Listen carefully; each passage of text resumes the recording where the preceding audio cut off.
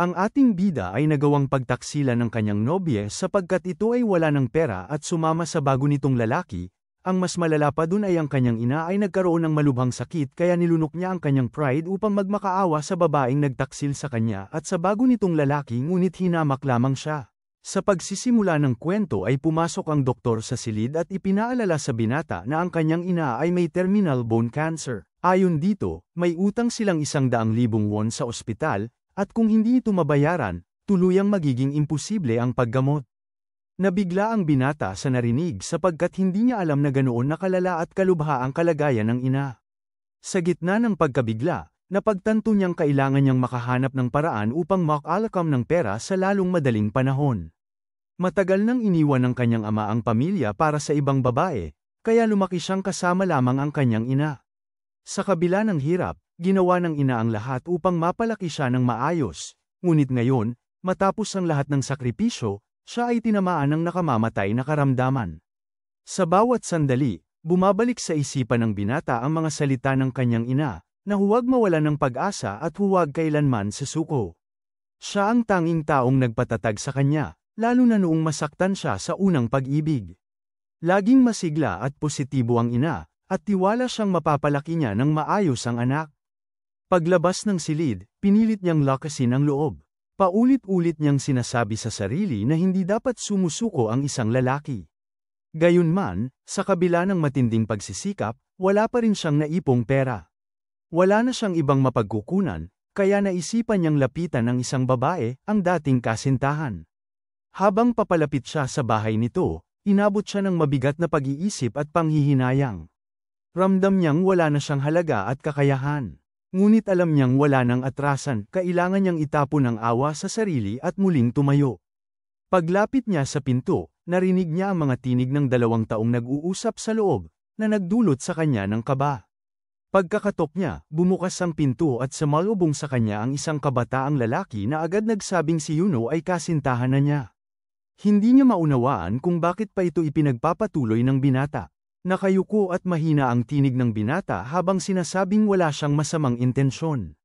Ilang sandali pa, lumitaw si Yuno mula sa pasilyo. Pinakiusapan siya ng babae na huwag lumapit dahil baka magkamali ng akala ang bago nitong kasintahan. Ipinaliwanag niya na hindi siya naroon upang muling manligaw, kundi upang manghiram ng 100,000 won para sa pagpapagamot ng kanyang ina. Nag-init ang mukha ni Yuno sa galit at binalikan siya ng mga alaala. Inalala nitong nung hiningi niya ang 300,000 won bilang dote para sa kasal, hindi ito naibigay ng binata. Ipinangako ng lalaki na babayaran niya ang lahat, kahit paunti-unti, dahil hindi naman sila ganap na estranghero, 3 taon din silang nagsama. Ngunit lalo pang lumamig ang tono ng babae. Sinabi nitong sa lahat ng panahong yun ay hindi man lang siya nakabili ng handbag, samantalang ang bago niyang kasintahan ay nakapagbigay sa kanya ng bahay. Paglingon niya sa huling pagkakataon, sinabi ng babae na huwag na niyang subukang umasa sa awa, sapagkat hindi iyon makatutulong. Pinagsabihan siya ng magkasintahan na umalis agad, at sa loob ng bahay ay narinig pa niya ang sigaw ng lalaki na huwag na siyang magpapakita muli. Tuluyang gumuho ang loob ng binata. Ang tanging pag-asang makakuha ng tulong para sa ina ay tuluyang nabigo. Habang naglalakad palayo, unti-unting bumalik sa kanyang isip ang mga sandaling pinuri siya ni Yuno sa kanyang kakayahan at kung paanong sinabi nitong siya lang ang nagbibigay sa kanya ng pag-asa. Naalala rin niya ang pangako ng babae noon na bago pa man ang kasal, hanggang hawak kamay lang sila. Noon din ay ipinagyabang ni Yuno ang bag na nagkakahalaga ng 230,000 won. Muling bumalik sa kanyang alaala ang mga pagtatalo nila noon, tungkol sa pera, sa kasal, at sa kahirapan ng kanilang pamumuhay. Sa gitna ng lahat, napasigaw siya at muling humiling ng tulong, nagsusumamo na ipahiram sa kanya ang 100,000 won upang mailigtas ang ina. Nabigla ang babae sa narinig, habang tumawa naman ang kasintahan nito, na parabang tinuturing katawa-tawa ang pakiusap. Makalipas ang ilang sandali, sinabi ng bagong lalaki na maaari niyang pautangin ang binata dahil siya ngayon ang manager ng Shenhua Corporation at may sapat siyang pera. Ngunit matapos ang ilang sandali, ngumiti ito ng may panlilibak at idinugtong na wala siyang dahilan para gawin yon, sapagkat hindi naman niya alintana kung mabubuhay pa o hindi ang ina ng binata. Pilit na nagpaliwanag ang binata, sinasabing babayaran niya ang lahat at nanunumpang totoo ang kanyang sinasabi. Ngunit bigla siyang ininsulto ng lalaki. Ipinakita nito ang silid at sinabing linisin muna niya ang kalat nila ni Yuno bago siya pautangin. Walang magawa ang binata kundi sumunod.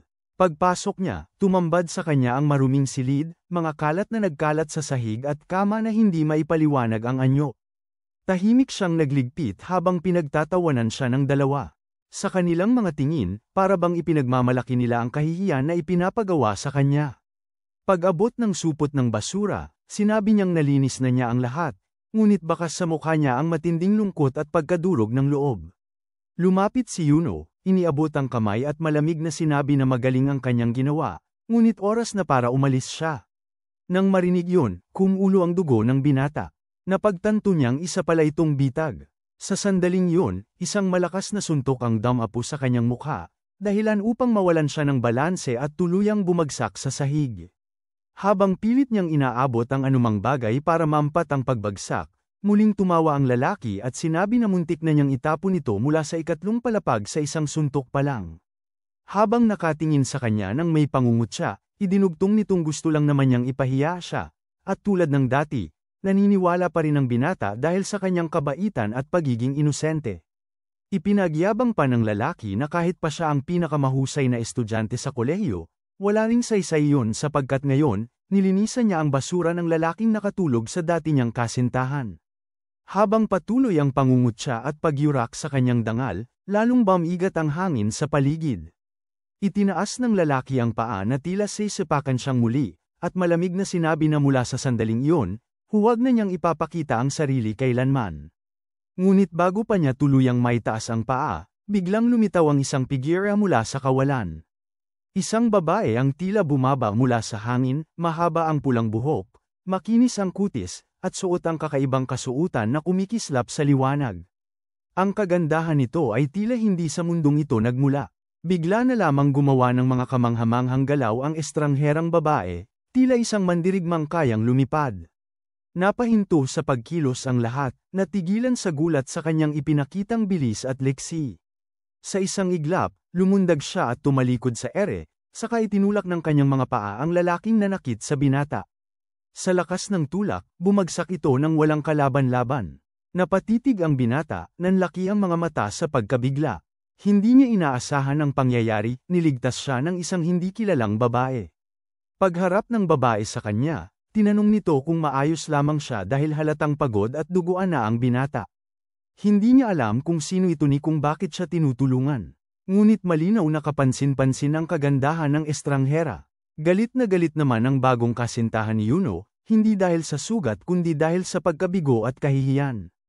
Tulad ng lahat, wala rin siyang ideya kung sino ang babaeng kaharap nila. Maya-maya, may isa pang lalaki ang lumitaw mula sa dilim. Malamig ang tinig nitong nagsabing mas mabuting huwag magtanong ng kung ano-ano.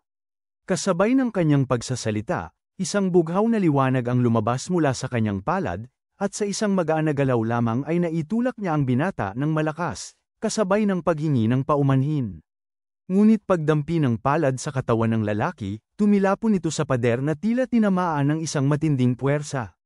Tinuro ng babaeng may pulang buhok ang lalaking ginto ang buhok at mariing sinabi na yun ay kanyang tahanan at tatawag siya ng pulis. Lumapit ang mga lalaki, malamig ang mga tingin, at sinabing dapat niyang pag-isipan ang kanyang sinasabi. Ang bawat salita ay may bigat at pagbabanta, dahilan upang manlamig sa takot ang lahat ng naroroon. Lumapit ang binata kay Yuno at bamulong na mabuting huwag nang magsalita sapagkat kakaiba ang mga taong ito at delikado silang kalabanin.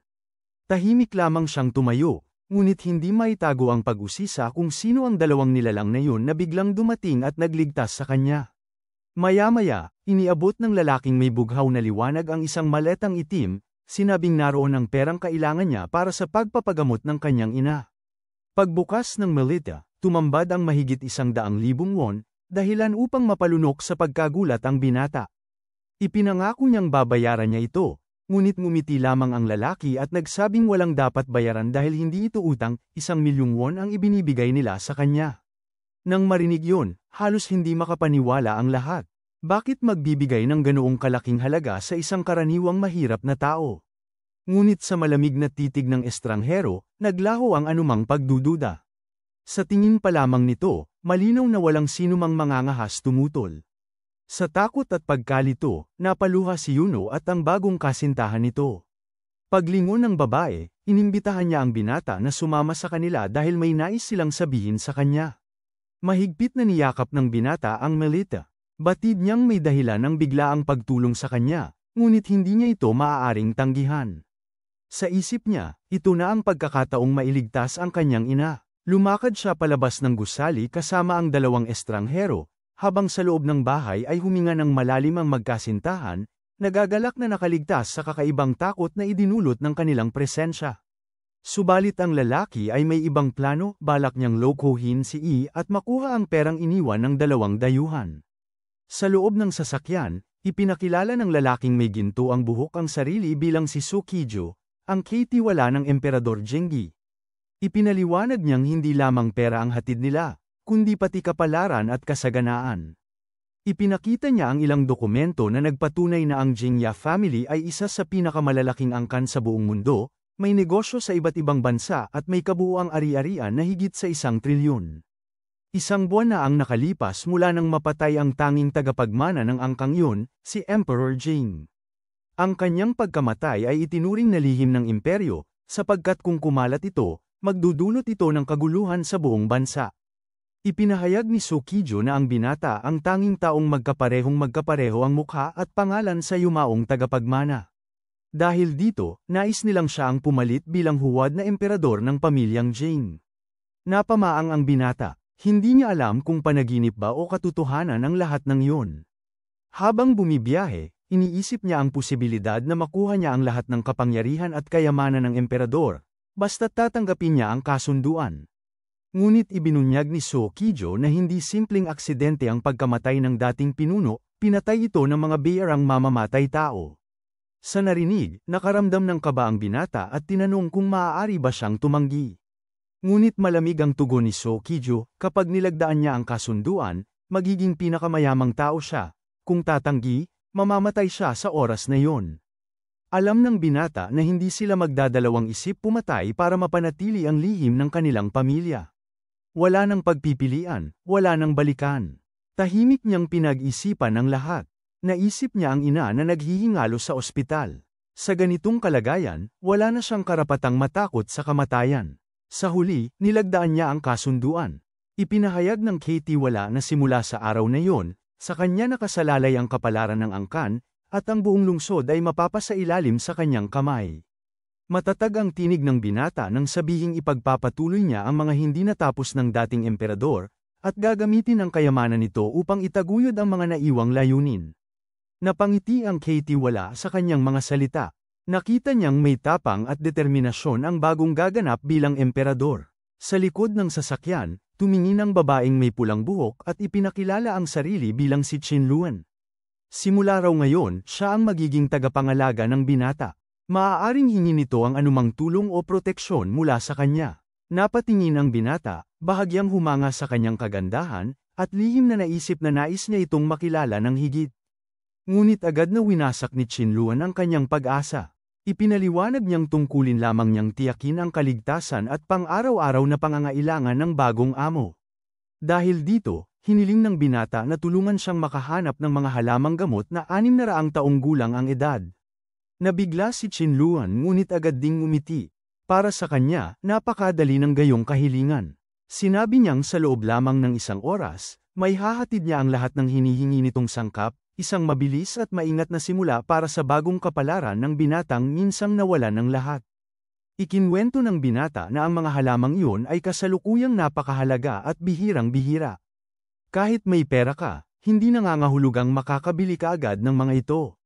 Samantala, ang bodyguard at ang kanyang kasintahan ay nagtungo sa isang 5-star hotel. Tahimik siyang naghintay sa loob ng suite, iniisip na baka nagsasara lamang ito sa kanyang silid upang mag-aral ng mga halamang gamot. Alam niyang anuman ang ginagawa nito ay wala siyang dapat ipag-alala dahil tungkulin lamang niyang pangalagaan ang kaligtasan nito. Sa mesa, labis ang kasiyahan ng binata dahil sa wakas ay nakuha na niya ang mga halamang hinahanap at buo na ang lahat ng sinaunang sangkap na kailangan niya.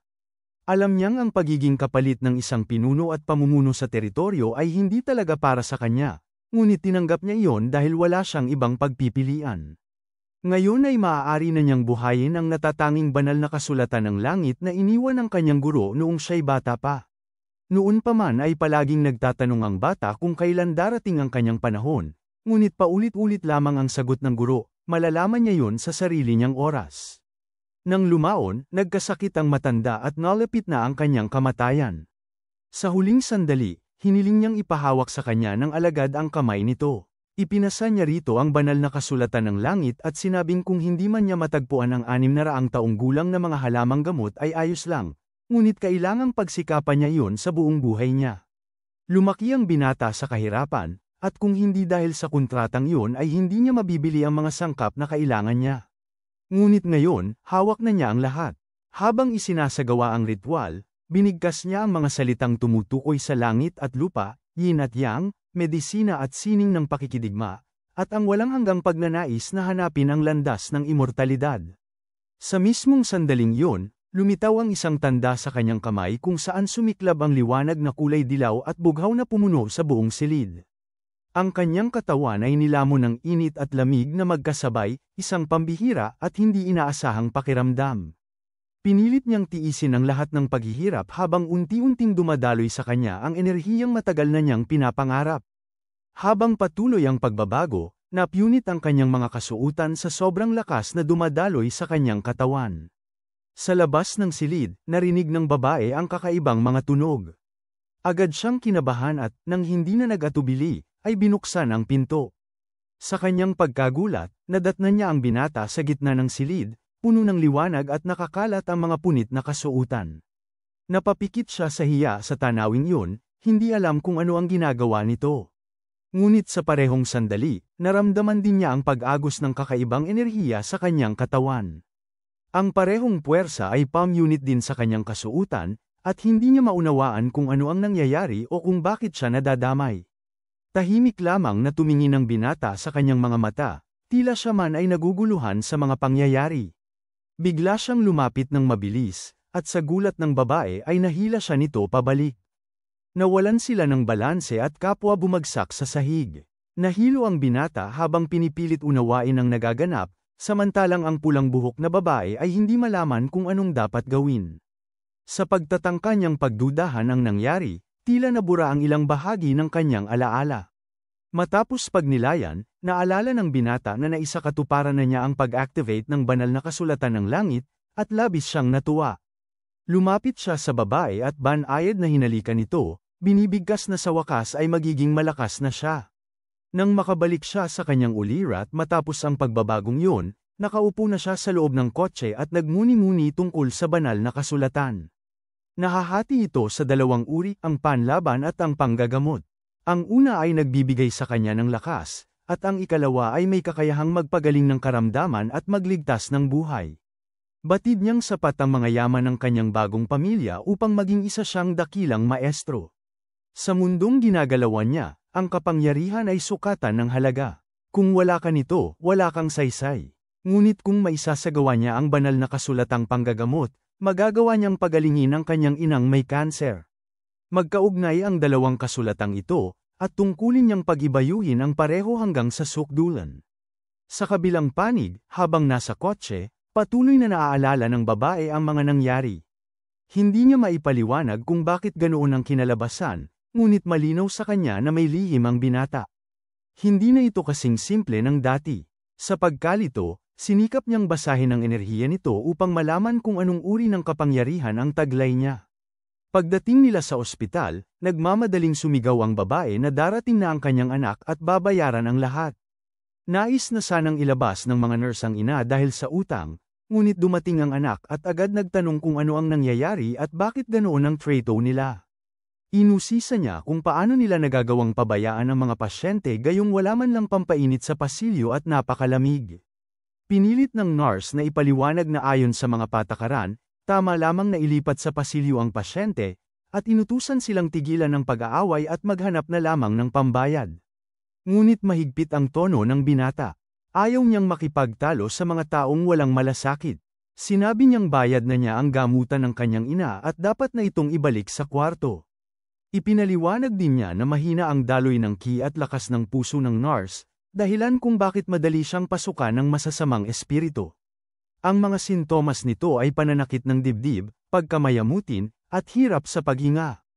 Idinagdag pa niya na kung hindi siya magbabago, mamamatay siya sa loob ng 3 araw, at kung patuloy siyang magiging masama, baka isilang siyang muli bilang isang hayop. Nabigla ang babae, sapagkat totoo ang lahat ng sintomas na nabanggit niya. Marami na siyang pagsusuring pinagdaanan ngunit walang doktor na nakapagsabi ng sanhi. Hindi na siya mapakali at lumapit sa binata, umiiyak at humihingi ng tulong. Alam niyang alam nito ang sagot.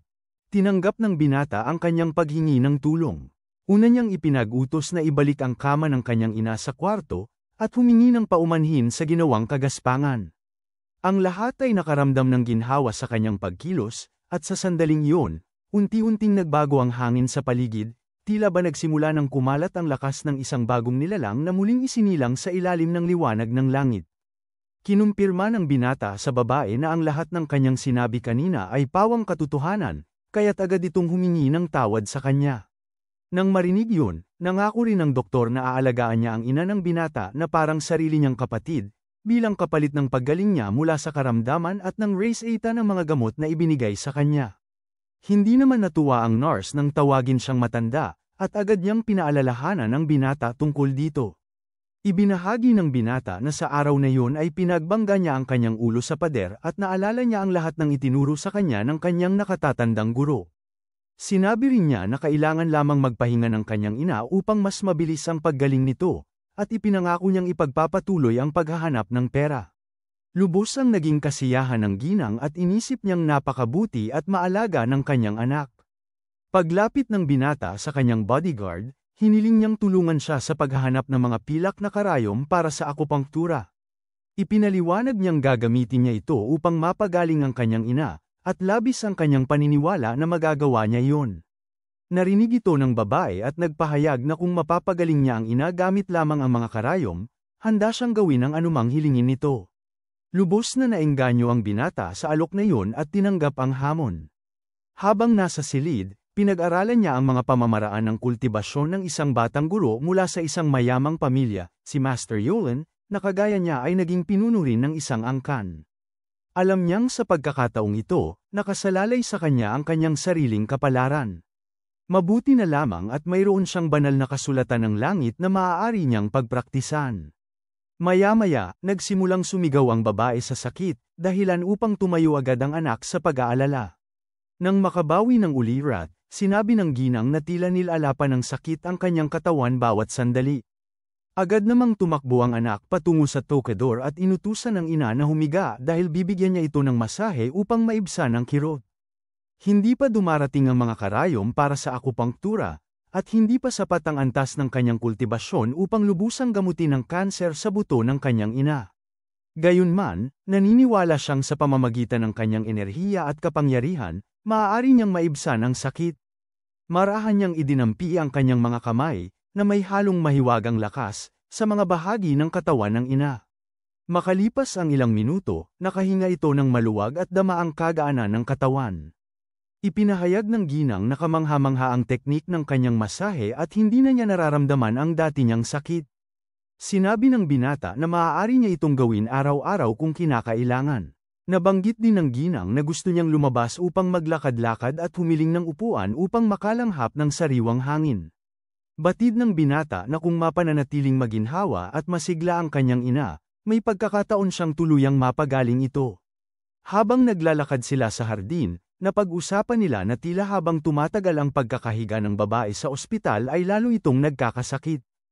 Hindi rin niya nagustuhan ang madalas na pagtawag sa kanya ng anak bilang matanda, at pabirong sinabi nitong ipapadala niya ito sa 50 pagtatagpo kapag siya'y gumaling. Habang naglalakad, may napansin ng ginang sa di kalayuan. Napalingon siya at nanlaki ang mga mata. Sa tapat nila ay naglalakad ang isang napakagandang dalaga na may mahabang buhok at mariinggol na kasuutan, kasama ang mga gwardya nito. Napansin ng binata na matatag at masigla ang mga binti ng dalaga, taglay ang aura ng isang mandirigma at matalim na paningin, isang palatandaan na hindi ito pangkaraniwang tao.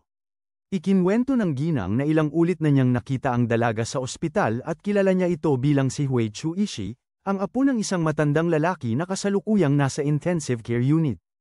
Naalala ng binata na minsan ay nabanggit ng kanyang ina na nais siyang ipakasal sa isang babaeng tulad nito, at itinuturing niyang malaking biyaya iyon para sa kanilang pamilya. Ngunit napansin nila na tila seryoso ang tingin ng dalaga sa kanila, worry may pagdududa. Naramdaman ng binata ang kaunting kaba dahil bihira lamang siyang makatagpo ng ganoong uri ng babae. Sa pagmamasid niya sa paligid, napagtanto niyang may kakaibang tensyon sa paligid, tila nasa panganib ang dalaga dahil kakaunti lamang ang mga taong naglalakad at nagbabasa ng dyaryo sa ganitong oras. Maya-maya, biglang sumalakay ang grupo ng mga lalaki sa mga gwardya ng dalaga. Nasorpresa sila sa biglaang pag-atake at hindi kinaya ang lakas ng kalaban, dahilan upang bumagsak sila at maiwan ang kanilang pinuprotektahan.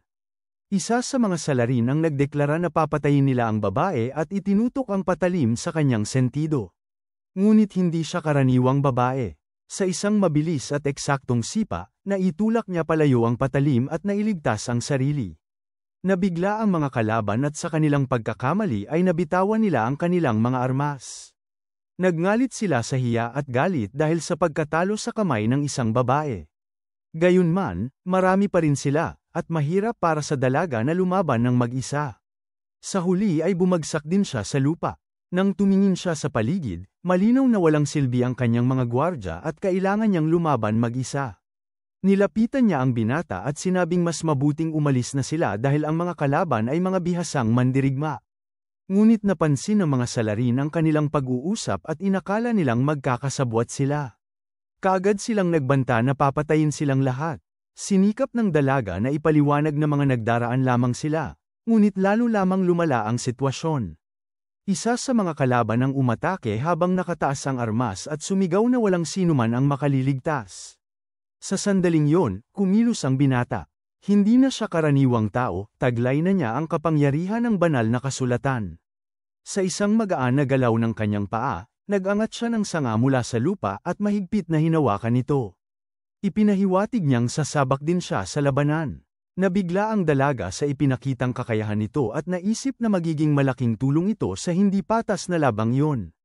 Muling nagulat ang lahat nang makitang bihasa ang binata sa paggamit ng pamalo, mabilis at eksaktong naipapagalaw ito na parang tunay na maestro. Ngunit bago pa man magpatuloy ang laban, biglang naglaho ang mga kalaban, tila bagay naglaho sa hangin na parang hindi kailanman naroon. Nagulat ang dalaga. Tumayo sa kanyang mga kamay at bahagyang nainis sa binata dahil tila kulang ang ipinakita nitong sigasig. Gayunman, malinaw sa binata na wala silang anumang kaugnayan at wala siyang balak makialam sa bagay na hindi naman niya tungkulin. Sa katahimikan ng sandaling iyon, unti-unting naglaho ang tensyon sa paligid, ngunit ang kapangyarihang damaloy sa binata ay nanatili, isang tahimik na paalala na ang kanyang landas tungo sa pag-angat ay nagsisimula pa lamang. Inakala ng mga estranghero na ang binatang kasama ng dalaga ay isa lamang sa mga personal na gwardya nito, ngunit sa katunayan ay isa siyang especially iya na kailangang patayin muna. Nagpanggap ang dalaga na sang-ayon sa kanila, dahilan upang mailagay ang binata sa alang-inang kalagayan. Saglit na nagkaroon ng di pagkakaunawaan sa pagitan ng mga lalaki, hanggang sa makalimutan nila kung gaano kaseryoso ang sitwasyon. Sa sandaling yun, mabilis na tumakbo ang mga kalaban patungo sa kanila, sumisigaw ng masasamang salita at nagbabalak ng pagpatay. Hindi nagustuhan ng dalaga ang mga sinabi ng mga ito, lalo na't parang may halong biro at pang-aasar sa pagitan nila ng binata. Para sa kanya, karapat-dapat lamang mamatay ang mga mamamatay taong ito, hindi lamang dahil sa kanilang mga kasalanan, kundi dahil na rin sa kanilang kahangalan. Itinuring ng mga kalaban na labis ang kumpiyansa ng binata kaya't nagpasya silang siya muna ang sugurin. Sa isang mabilis na galaw, nasalo ng binata ang unang atake at malamig na sinabi na sila mismo ang humiling ng kaparusahan. Isang malakas na sipa sa tiyan ang ibinigay niya sa isa, dahilan upang lumipad ito pataas at bumagsak sa isang puno na nagdulot ng matinding pinsala. Ang isa naman ay hindi makapaniwala kung paano nagawa ng binata na mapalipad ng ganoon kalayo ang kanyang kasamahan sa isang hampas lamang. Ngunit bago pa siya makabawi, tinamaan din siya ng isa pang malakas na sipa na nagpahandusay sa kanya sa lupa. Bumagsak silang dalawa, nagsalpukan ang mga katawan at nawalan ng balanse, tuluyang nanghina dahil sa tindi ng pinsalang tinamo. Namangha ang dalaga sa nakita niyang kakayahan ng estranghero, dahil natalo nito ang dalawang bihasang mamamatay tao sa loob lamang ng ilang sandali. Tahimik na sinabi ng binata na hindi na makakatakas ang mga iyon at mas mabuting maghintay na lamang sila ng mga pulis. Hindi rin inaasahan ng binata na ganoon kalakas ang kanyang naging hampas, at naisip niyang marahil ay dahil ito sa lakas na nakuha niya matapos masipsip ang bisa ng halamang gamot na may 600 taong gulang. Sa huling sandali, mahina nang nagsalita ang mga kalaban at sinabing hindi niya dapat isipin na ligtas na siya, dahil darating ang mga kasama nila upang maghayganti. Ngunit bago pa man matapos ang kanilang mga salita, bigla na lamang bumagsak ang kanilang mga katawan at namatay. Nang siyasati ng binata, napag-alamang may dala silang laso na ginagamit bilang huling paraan upang hindi na mahuli ng buhay. Nagtaka ang dalaga kung sino talaga ang lalaking tumulong sa kanya, ngunit mahina ang tugon ng binata ay isa lamang siyang nagdaan sa lugar at walang kinalaman sa iba pa. Hindi na rin niya ginustong magpaliwanag pa, sapagkat mahalaga lamang na ligtas na ang dalaga. Nagpasalamat ang dalaga, ngunit sinabi ng binata na hindi na kailangang pasalamatan siya.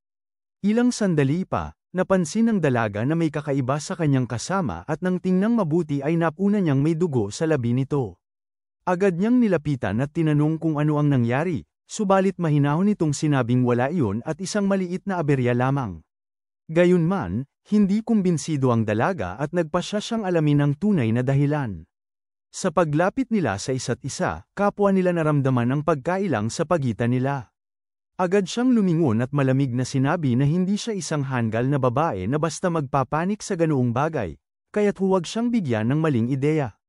Pagkatapos ay naalala niya ang kanyang mga gwardya at sinermonan ang mga ito sa kabiguang gampanan ang kanilang tungkulin sa kabila ng taglay nilang kakayahan. Tahimik na sinabi ng binata na labis ang galit ni Binibining Wei, at na ang sobrang init ng kanyang damdamin ay nagdudulot ng kawalan ng balanse sa pagitan ng kanyang yin at yang. Pinayuhan niya itong maging mahinahon. Idinagdag din niya na matapos niyang tulungan sa labang yun, patas na silang dalawa. Ngunit bago siya tuluyang umalis, binitiwan niya ang babala na hindi na kailanman maaabot ng dalaga ang inaasam nitong tagumpay o breakthrough. Napahinto ang dalaga, hindi makapaniwala sa narinig, at nagtanong kung paano nito nalaman ang ganoong bagay.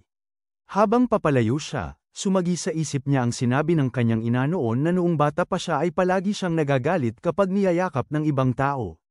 Para sa kanya, tila biro lamang ang sinabi ng estranghero, at handal siya sa paniniwalang seryoso ito. Pagbalik sa kanilang tahanan, tinanong ng matandang lalaki kung nalaman na ba ng apo niya ang pagkakakilanlan ng dalawang mamamatay tao, ngunit negatibo ang sagot ng dalaga. Ipinayo ng matanda na huwag muna itong lalabas ng bahay hanggat hindi pa lumalakas ang kanyang kakayahan. Sumang-ayon ang apo dahil alam niyang makapangyarihan at iginagalang ang kanyang lolo. Naalala rin ng matanda na may binanggit itong estrangherong tumulong sa kanya, kaya't ipinahayag niyang nais niyang makilala ang naturang lalaki. Sinubukan ng apo na tanggihan ito, sinabing isa lamang daw mandaraya ang lalaki at walang saysay pang makipagkita. Ngunit napansin ng matanda ang kakaibang pamumula ng kanyang apo habang nagkukwento tungkol dito, kaya't ipinagutos niyang ipahanap agad ang lalaki. Samantala, sa kabilang dako, isang ginang ang sumasailalim sa paggamot ng karayom o acupuncture. Ramdam niya ang kaginhawaan sa katawan, isang pakiramdam na matagal na niyang hindi naranasan. Sinabi ng kanyang anak na bibigyan pa niya ito ng ilan pang sesyon at tuluyan ng gagaling ang karamdaman nito. Pagkatapos ay lumapit ang binata kay Binibining Ching at sinabing siya mismo ang nakasaksi na gumagana ang paraan at kailangan itong tulungan ang kanyang ina sa paghahanda ng higuan.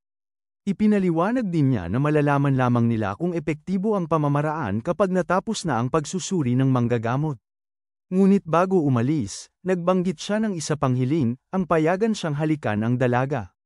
Biglang sumigaw ang isang di kilalang tinig. Tinawag siyang walang hiya at sinabing nilalapastangan niya ang kababaihan.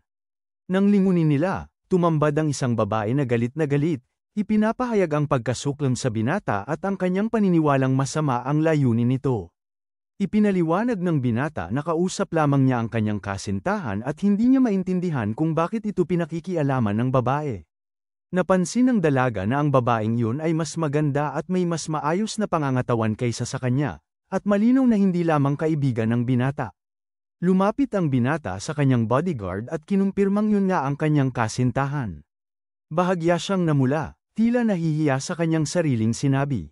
Alam ni Naz na pansamantalang humahalili lamang siya sa kanyang Panginoon at hindi niya magagawang ipakita ang anumang kawalang galang dito. Biglang sumigaw si Binibining Wei, sinabing nais siyang makausap ng kanyang lolo at kailangan niyang pumunta agad sa silid nito. Sinamantala rin ng binata ang pagkakataon upang linawin na hindi niya papayagan ang pamilya ng dalaga na gamitin siya para mapakasalan ang 6 nitong mga kapatid na babae. Ang mga salitang iyon ay nagpasiklab ng matinding galit at selos sa puso ni Wei, kaya't galit na galit niyang sinarado ang pinto at umalis. Pagkatapos nito, inutusan ng binata ang kanyang katulong na alamin kung sino ang dalawang mamamatay tao pati na rin ang lalaking sangkot sa insidente, at agad itong sumang-ayon. Habang papaalis ang babae, napansin niyang nakahawak pa rin siya sa baywang nito, kaya't agad niyang binitiwan ang kamay at tumalikod. Ipinag-utos niyang alamin kaagad ang resulta upang sa kanyang pagbabalik ay masuri niya ang kalagayan. Sa kanyang isipan, naisip niyang maganda nga ang hubog ng katawan ng dalaga, ngunit tila napakalamig ng ugali nito. Nang tuluyang magsara ang pinto at umalis ang binata, saka lamang nakahinga ng maluwag si Wei, bagaman hindi siya mapakali. Hindi niya maintindihan kung bakit tila nag-init ang kanyang pisngi at bumilis ang tibok ng kanyang puso. Samantala, sa ospital, namangha ang lahat sa ganda ng pasilidad. Ang silid ay parang isang kwarto sa 5 bituing hotel. Nagpasalamat ang matandang lalaki kay Yi dahil sa pagsagip sa buhay ng kanyang apo at sinabing kung may kailangan man ito, huwag na itong mag-atubiling magsabi. Mapagkumbabang napansin ng binata na mabuti ang kalooban ng matanda, ngunit hindi ito isang simpleng mayaman lamang. Gayunpaman, wala siyang balak makisangkot sa mga taong may ganitong antas ng impluwensya. Nabanggit din ng matanda na narinig niyang ang ina ng binata ay ginagamot sa parehong ospital, ngunit nasa karaniwang silid pa lamang. Ipinahayag nitong siya na ang bahala upang mailipat ang ina sa pinakamataas na uri ng kwarto. Ipinaliwanag ng dalaga na hindi yun basta nagagawa gamit lang ang pera, kundi kailangan din ng matibay na koneksyon. Dahil nailigtas siya ng binata, nais niyang maging patas at sinabing hindi nito dapat tanggihan ang tulong na iyon. Agad namang inutusan ng binata ang kanyang katulong na ilipat ang kanyang ina sa pinakamagandang silid ng ospital. Tinawagan nito ang isang tao sa telepono at sa loob lamang ng ilang sandali, dumating ang isang doktor dala ang balita na ililipat na ang pasyente sa mas mataas na klase ng kwarto. Nagulat ang lahat, lalo na si Wei, dahil kahit sa kanilang pamilya ay napakahirap makakuha ng ganitong espesyal na silid. Hindi makapaniwala ang dalaga na nagawa iyon ng binata sa isang tawag lamang.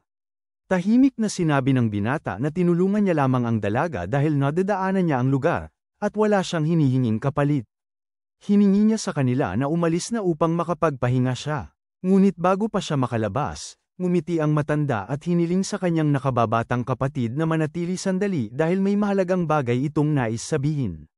Bigla na lamang umubo ng malakas ang matanda, dahilan upang magpanik ang lahat dahil alam nilang malubha rin ang karamdaman nito. Mabilis na tumaas at bumaba ang mga numero sa monitor na sumusukat sa kanyang tibok at presyon ng dugo, at labis ang pag-aalala ng kanyang apo. Paglingon ng binata, nakita niyang nagsisidatingan ang mga doktor, at pinayuhan silang lahat na lumayo dahil may emerhensya.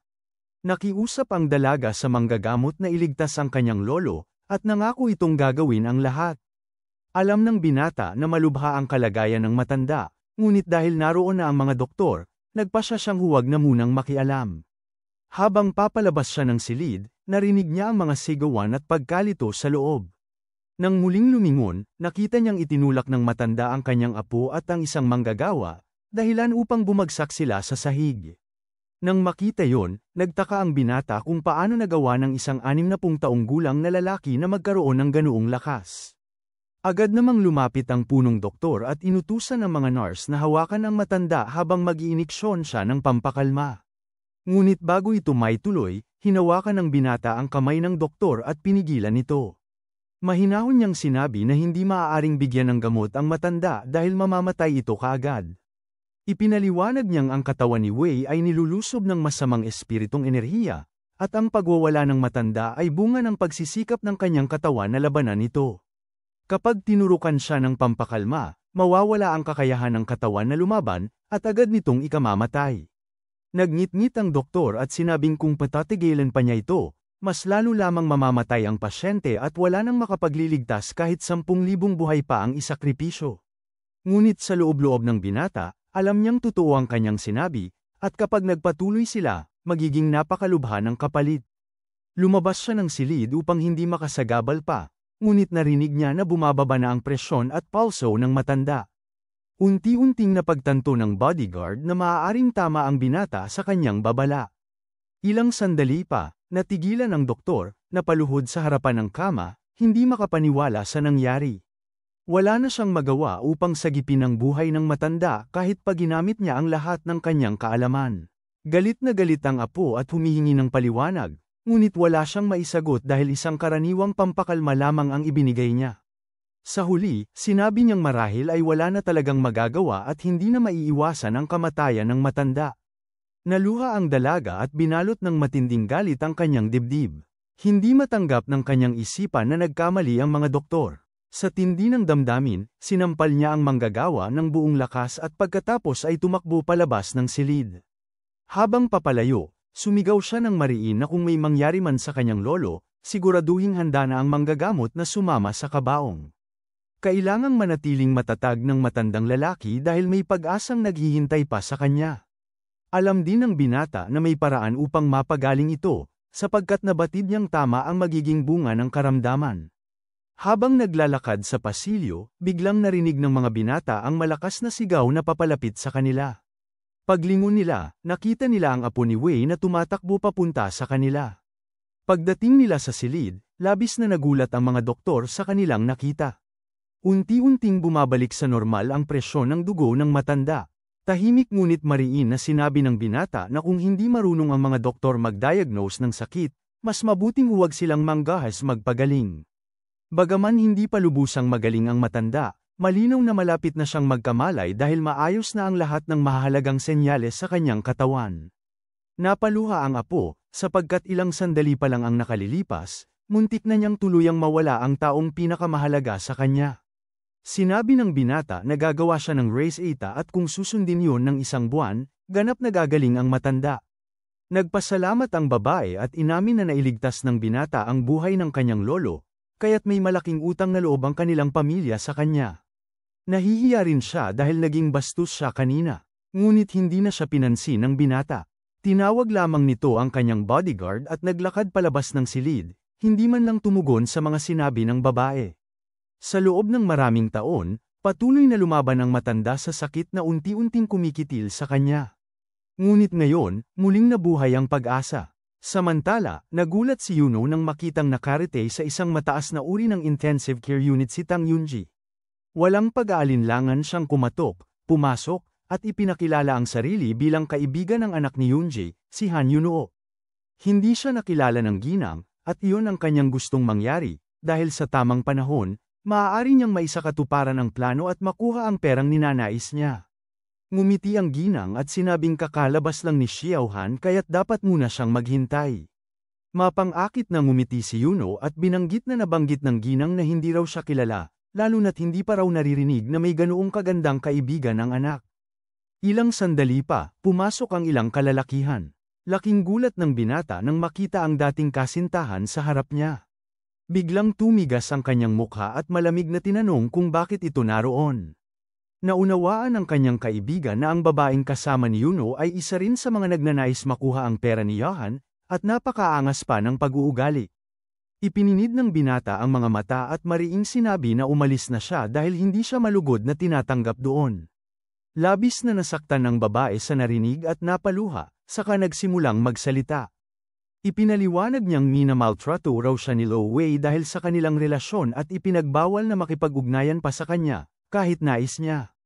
Ngunit alam ng binata na paulit-ulit na lamang itong pagkana ng babae upang makuha ang kanyang pera. At ngayong pagkakataon, hindi na siya magpapaloko. Nabigla ang babae nang mapansing hindi na siya pinigilan ng binata. Alam niyang nawawala na sa kontrol ang kanyang plano. Sa kawalan ng magagawa, mabilis siyang lumapit at yamakap sa binata. Sabay sabing siya lamang ang taong kilala niya at ang kasalukuyang nobyo niya ay isang pagkakamali dahil sinasaktan siya nito. Sa gitna ng tensyon, ilang salapi ang biglang inihagis ng babae sa kanya, tumama pa sa ulo ng dating kasintahan. Mariing sinabi ng ginang na kung pera lamang ang kailangan niya, maaari niya itong kunin at umalis na, huwag na ring magpanggap na api. Hindi na unawaan ng kaibigan kung bakit ganoon ang trato, at kung sino ba ang babaeng yon upang maglakas loob manghamak ng iba. Ngunit narinig niya ang ginang na nagsabing siya ang kasintahan ngayon ni Yahan. Hindi makapaniwala si Yuno at tinuligsa ito, sinabing batay sa pananamit ng babae, halatang galing lamang ito sa isang nightclub. Napahiya ang ginang, kaya't mabilis niyang sinampal si Yuno ng malakas, dahilan upang mabuwal ito. Ang biglaang galaw at kumpiyansa ng babae ay labis na ikinagulat ng lahat. Kaagad niyang inutusan ng mga gwardya na itapon palabas si Yuno. Habang hinahatak palabas, sumigaw pa ito na dati raw ay nangako si Yahan na mamahalin siya habang buhay. Pagkatapos noon, pasimpleng nagpasalamat ang ginang sa binata at sinabi na wala ng problema, sapagkat labis niyang kinaiinisan ang mga babaeng tulad ni Yuno. Napatawa ang binata at binanggit na isa talaga siya sa mga babaeng walang hilig sa mga pakyut at laging sinasagot ang lahat gamit ang mga kamao. Tahimik na pinanood ng ina ang pangyayari at naantig sa kung paano kakaibang makitungo ang anak sa babae. Maya-maya, ngumiti siya at sinabing napakaganda talaga ng kasintahan ng kanyang anak. Nagulat silang lahat, nagpaliwanag agad ang binata na huwag itong bigyang kahulugan. Kung maghahanap siya ng kapareha, pipili siya ng mas maganda. Napatigil ang babae sa narinig, hindi alam kung paano tutugan sa tanong kung ano nga ba ang karapat-dapat sa isang lalaking tulad ni Yahan. Sanay ito sa sining ng pakikipaglaban, kayang magpaayos ng silid sa ospital sa isang tawag lamang, at may mas mataas na pinag-aralan. Napatawa ang ginang, batid niyang tinutokso lang siya, at namula ang binata, dahilan upang lalo siyang matawa. Nagbigay pa siya ng payo sa ginang, na dapat ay marunong siyang kontrolin ng mabuti ang kanyang lalaki. Sa inis ng babae, pasimpleng inilabas niya ang dila at ngumuso, na tila ng aasar. Sa paraan ng kanilang biruan, malinaw na parang opisyal na silang magkasintahan, kahit hindi nila yon alam.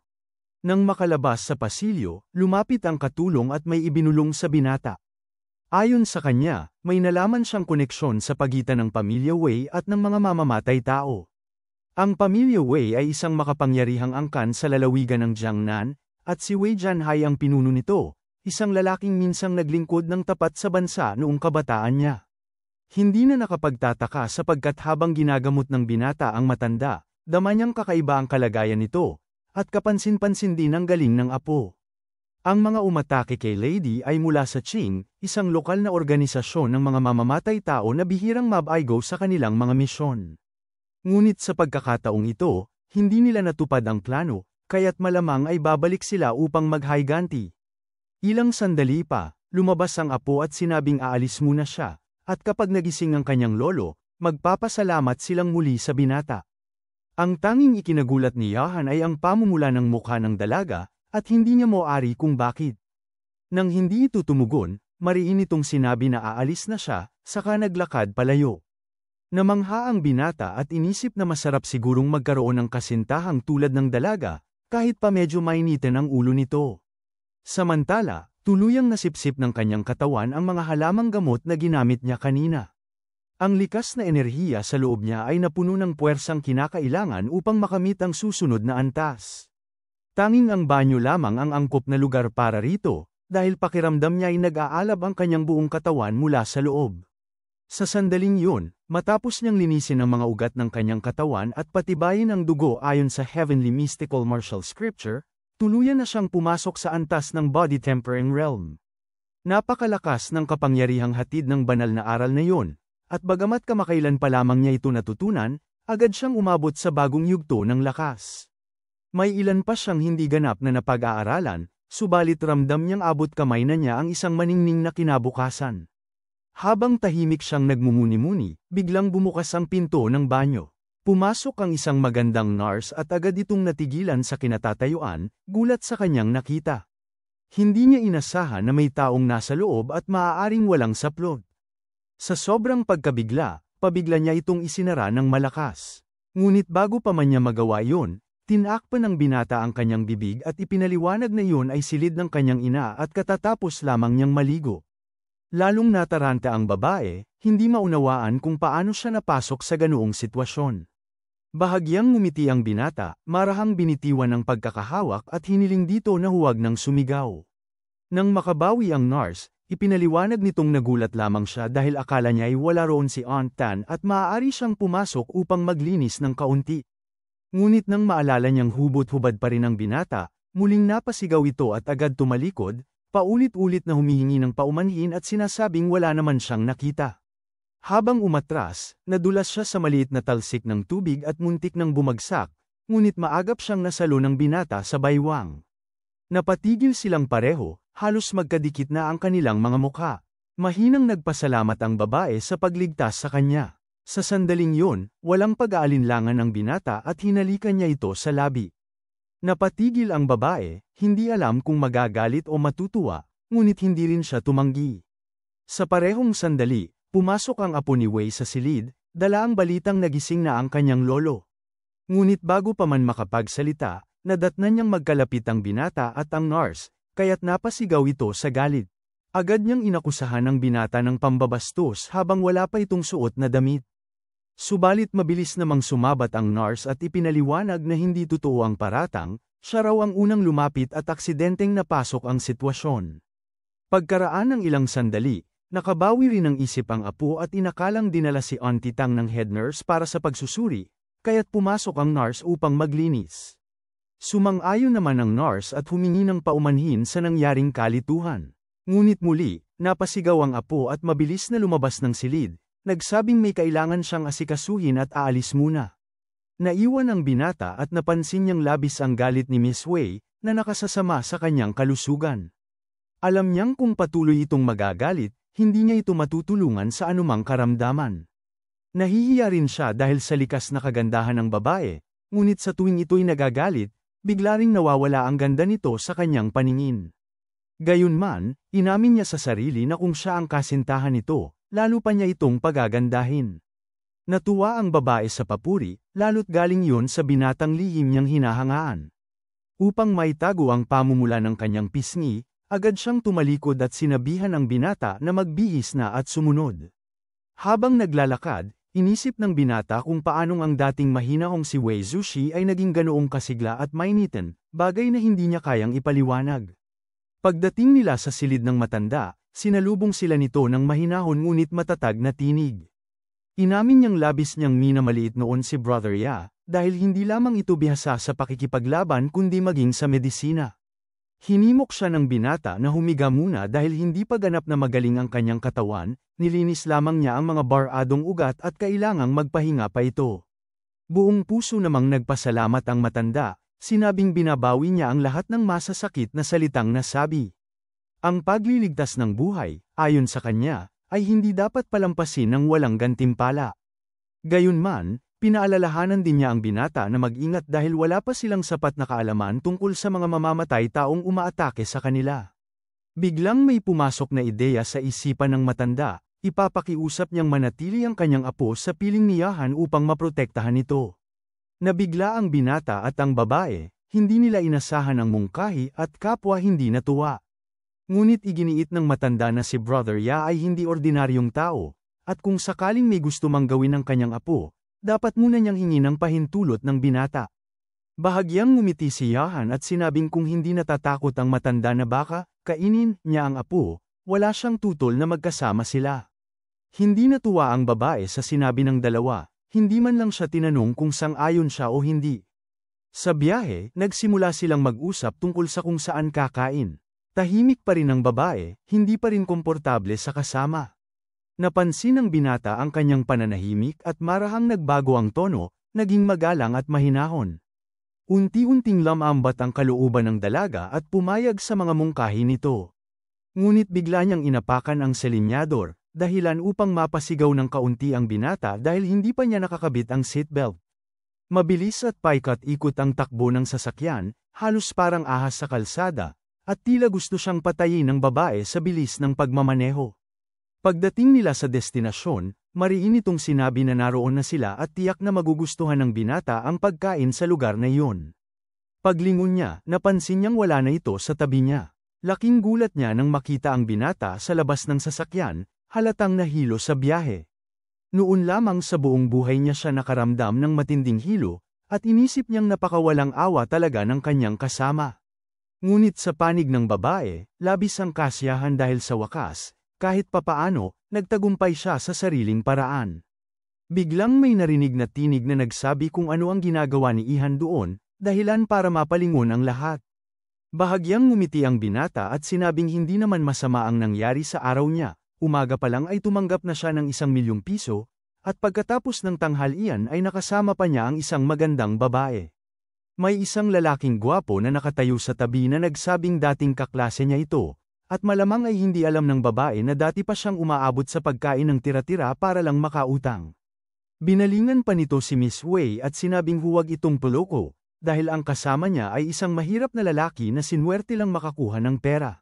Dagdag pa niya, nakita raw niya mismo kanina na binigyan ito ng 1,000,000, samantalang siya, na isang manager, ay kumikita lamang ng 500,000 sa isang taon kasama na ang bonus. Sinabi pa niyang gumagastos din siya para sa pagkakaospital ng kanyang ina, at siguradong malaki ang halaga niyon. Nabigla ang mga nakarinig nang sabihin niyang mas mabuti pa raw hintayin na lang niyang mamatay ang kanyang ina kaysa magpakaabala sa ganoong gastusin. Hindi na nakapigil ang binata at sinampal niya ito. Napatigil ang lahat, tila hindi makapaniwala ang lalaki na may naglakas loob na saktan siya sa harap ng maraming tao. Galit na galit ang binata at sinabing wala siyang pakialam kung insultuhan siya, pero huwag kailanman ang kanyang ina. Pagkasabi niya nito ay sinundan pa niya ng isang malakas na suntok sa mukha ng dating kaklase, na halos hindi na nakaiwas. Napatulala si Miss Wei habang pinapanood ang nangyayari, at lalo namang nagngit-ngit ang babaeng may kulay rosas ang buhok na kasama nila. Lumingon ito kay Miss Wei na para bang inaasahan ng isang reaksyon, ngunit tahimik lamang itong tumungo at hindi nagsalita. Sa halip, tila natuwa pa si Miss Wei sa eksenang nasaksihan, bagay na nakapagtataka sa iba. Sa puntong yun, hindi na halos makatayo ang dating kaklase at napilitan na lamang itong humandusay sa lupa. Mabigat ang hangin ng tensyon sa paligid. Matamang tinitigan ng binata ang lalaki, iniisip ang susunod na hakbang. Isang ideya ang bigla niyang naisip, tinawagan niya ang isang tao at inutusan na tanggalin sa trabaho ang isang empleyado ng Shenhua Group. Saglit lang at sinagot siya ng isang bodyguard, na nagsabing may karapatan siyang magdesisyon sa ganoong usapin dahil pag-aari iyon ng pamilya. Muling napatingin si Miss Wei, na napansin na parang tulad lang ng unang sampal, nagsimula na namang maging dominante ang binata. Nagulat ang dating kaklase at hindi makapaniwalang kaya nitong paalisin siya dahil sa kontribusyon niya sa kumpanya. Biglang tumunog ang telepono sa bulsa niya, at nang sagutin niya ito, isang tinig ang nagsabing huwag na siyang idamay sa gulo at simula sa araw na yun ay tinatanggal na siya sa trabaho. Napahinto siya sa gulat at pilit pang nakikiusap kay Chairman Wei, ipinaliwanag na kakapirma lang niya ng bagong kontrata para sa kumpanya, ngunit hindi na siya pinakinggan. Tahimik lamang si Miss Wei habang pinapanood ang lahat, sapagkat noon pa man ay alam na niyang hindi ordinaryong tao ang kanyang kasama. Hindi pa rin tumigil ang lalaki at buong yabang na nagsabing lalabanan niya si Ihan. Subalit sa isang mabilis na galaw, nakailag ang binata at agad niyang napatumba ang kalaban. Habang nagtatangkang bumawi, nadulas ito at diretso ang katawan sa isang basurahan, dahilan upang mapasigaw ito sa pagkadiri. Nagmamakaawa siyang tawagan ni Xiai ang pulis upang tulungan siya laban sa binata, ngunit mariing tumanggi ang babae. Wala na raw itong karapatang humingi ng tulong dahil hindi na siya ang kanyang manager. Lumapit pa si Xiai at sinipa ito, sinasabing isa na lamang itong walang kwentang tao. Matapos yun, inimbitahan ni Ihan si Miss Wei na kumain sa ibang lugar, at agad naman itong sumang-ayon. Habang papalayo, may narinig silang tinig ng isang babae na tumawag kay Ihan at sinabing maghintay muna siya. Lumapit ito at palihim na ipinasok sa bulsa ng binata ang kanyang business card, sabay sabing tawagan siya kapag may oras. Sa pagkakataong ito, si Ihan na mismo ang nagmaneho ng sasakyan para mas ligtas sila. Habang naglalakbay, napansin niyang may kung anong hinahanap ang babae sa bulsa niya, ang business card na ibinigay ng estranghera. Tahimik niyang inalis yun at sinabi ng babae na hindi maganda ang babaeng yun para sa kanya. Idinagdag pa niyang hindi totoo na wala siyang pakialam o ayaw niyang makisangkot ito sa iba. Lumapit si Ihan nang walang pag-aalinlangan at tinanong kung totoo ba ang sinasabi niya. Namula ang babae, hindi alam kung ano ang gagawin o kung bakit napakalapit ng mukha ng binata. Saglit na katahimikan ng bumalat sa loob ng kotse, at pareho silang tila nahihiya, ngunit nanatiling kalmado si Ihan at halatang nasisiyahan sa sandaling iyon. Pumikit ang babae at mahina niyang sinabi na maghintay muna ito, sa palagay niya ay masyado pang maaga. Ngunit bago pa man niya maunawaan ang nangyayari, may narinig siyang mahinang click. Nagmulat siya ng mata at nagtanong kung saan nanggaling ang tunog. Ngumiti si Ihan at sinabing matagal na siyang nakaupo sa sasakyan pero hindi pa rin niya nakakabit ang seatbelt. Pagkatapos nilang kumain, bumalik sila sa kotse at pinag-usapan ang kanilang susunod na gagawin. Ngunit nagpasya ang binata na dumiretso muna sa ospital upang asikasuhin ang kanyang ina. Habang nagmamaneho, sinabi niyang dapat matutong magmaneho ng maayos si Miss Wei, kung hindi, baka siya pa ulit ang maglagay ng seatbelt nito. Sa gitna ng biyahe, tumunog ang cellphone at isang mensahe ang lumabas, may mga sasakyang sumusunod sa kanila. Agad niyang sinabi sa babae na magpalit sila ng pwesto dahil siya na ang magmamaneho. Naguluhan ito at tinanong kung bakit, ngunit ipinaliwanag ng binata na dalawang kotse ang sumusunod sa kanila mula pa nang umalis sila sa restaurant. Nang silipin sa salamin, nakita nga nila na may dalawang sasakyang hindi nawawala sa kanilang likuran. Mabilis na iginalaw ni Miss Wei ang kanyang mga binti upang makalipat ng pwesto, ngunit inamin niyang masikip at hindi komportabling magpalit sa loob ng kotse. Sa gitna ng abalang paggalaw, ramdam nilang nagsisimula ng uminit ang sitwasyon habang papalapit ang mga sasakyang nasa kanilang likuran. Pilit na nagpalit ng pwesto ang dalawa upang si Ihan na mismo ang makapagmaneho. Medyo alanganin at nakakatawa ang sitwasyon dahil ngayon lang sila naging ganito kalapit sa isa't isa. Habang tumatagal, lalo lamang nainis ang dalaga at mariing sinabi na kapag natapos ang lahat ng ito, hindi niya ito palalampasin. Sa kabila ng habulan, tila walang bakas ng kaba kay Ihan kahit may dalawang mamamatay taong humahabol sa kanila. Bigla niyang iniikot ng matindi ang manibela, dahilan upang kumana ng bigla ang sasakyan at halos sumalpok sa nakaparadang kotse. Nagsimulang kabahan ang dalaga dahil hindi inaasahan at delikado ang ganitong galaw. Sinabi pa niyang iba ang ganitong malaking sasakyan at hindi dapat patakbuhin ng ganoon kabilis sa gabi, lalo na nang walang ilaw. Napagtanto ni Ihan na wala na silang takas, kaya't sinabi niyang hindi na niya kayang iwasan ang mga humahabol at kailangan nilang bumaba. Pagkababa nila, hinarap nila ang dalawang kalaban at nagkatitigan ng walang imikan. Sa wakas, nagsalita ang mga estranghero at sinabing may nagbayad sa kanila upang patayin sina Ihan, at ngayong gabi raw ay kamatayan ang naghihintay sa kanila. Nang mabanggit kung magkano ang kabayaran, umabot yon sa 100,000 yuan, isang halagang labis na ikinagulat ni Ihan. Gayunman, sinabi ng isa sa mga mamamatay tao na hindi na yun dapat alalahanin, ngunit nagalit naman ang kasamahan niyang blonde dahil nagsalita ito ng mga bagay na dapat ay lihim. Lumingon ito sa magkasintahan at sinabing kung may huling mga salita sila, ngayon na ang tamang oras upang sabihin iyon. Pagtingin nila kay Miss Wei, napansin nilang maganda ito, kaya't binanggit nilang uunahin muna nila siyang pagsamantalahan bago patayin. Hindi na nakayanan ng dalaga ang mga salitang yun. Sa galit at pagkasuklam, mabilis siyang tumalon sa ibabaw ng kotse at diretsyong umatake. Nabigla si Ihan sa tindi ng determinasyon nito at agad sumunod sa laban. Mabilis ang mga kalaban at armado ng matatalas na kutsilyo, habang sila naman ay walang kahit anong sandata.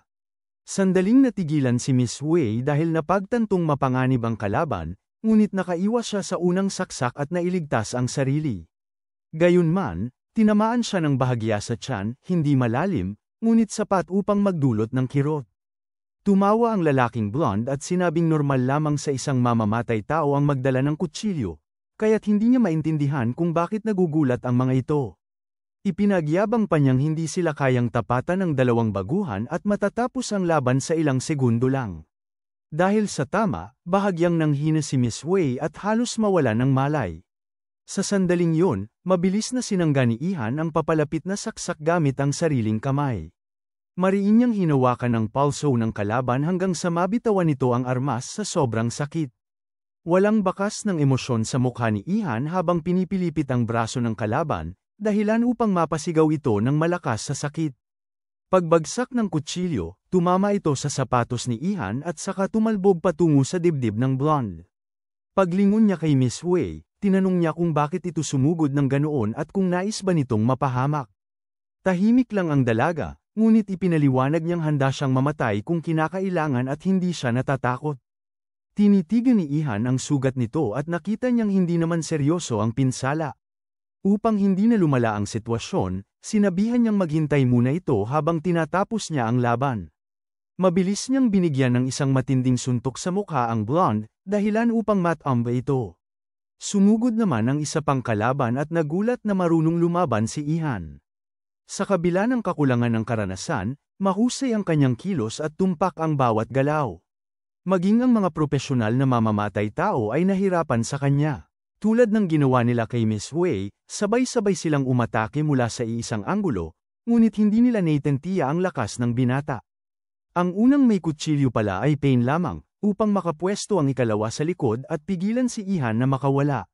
Subalit labis na malakas si Ihan at walang gumana sa kanilang taktika. Nabigla silang lahat na isang binata lamang ang nakayanan silang iligpit at ipitin sa sariling diskarte. Kulang man siya sa karanasan sa totoong labanan, ito mismo ang sandaling nagbibigay sa kanya ng pagkakataong matuto.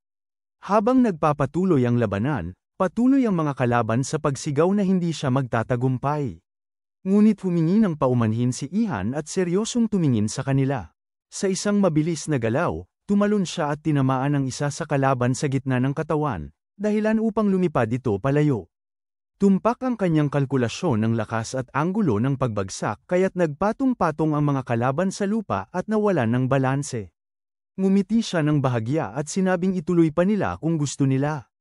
Isa sa mga kalaban ang halos mabaliw sa inis dahil sa bilis ni Ihan, 2 beses pa itong nasuntok habang nasa ere. Sa desperasyon, sinubukan ng isa na linlangin siya sa pagsasabing may magandang babae sa likuran. Napalingon si Ihan, ngunit wala naman talaga roon. Pagharap niyang muli, nakita niyang mabilis nang tumatakbo ang kalaban, sumisigaw ng kung anong tungkol sa mga bundok na mananatiling berde.